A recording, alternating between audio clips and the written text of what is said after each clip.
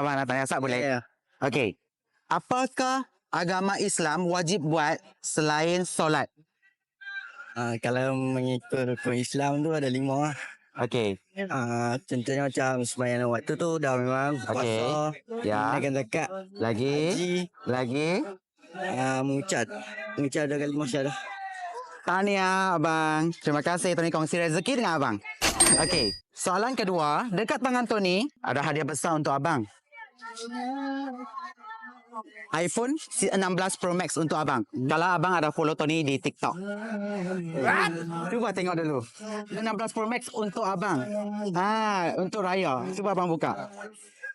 Apa Tony? Tony RBWT yang first. Kalau dah follow kan ada 4 dah. Alah.